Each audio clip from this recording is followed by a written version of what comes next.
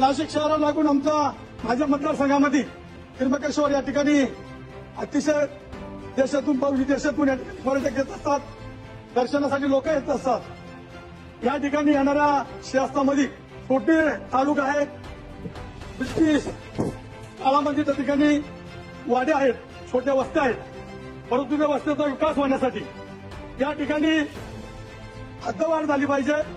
शासनाचे काही या ठिकाणी छोटे छोटे भूखंड असतील ते ताब्यात घेऊन त्या ठिकाणी जवळजवळ 50% ठिकाणी आदिवासी लोक संख्या राहते। त्या ठिकाणी आदिवासी माणूस त्या शहरामध्ये जमीन विकत घेऊ शकत नाही।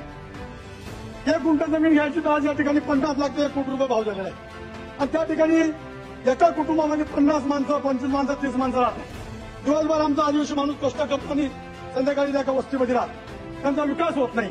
त्या विकासासाठी त्या ठिकाणी कुठेतरी शासनाच्या जमिनी देऊन त्या ठिकाणी त्यांना महाराष्ट्राच्या माध्यमातून घरं बांधून दिले पाहिजे।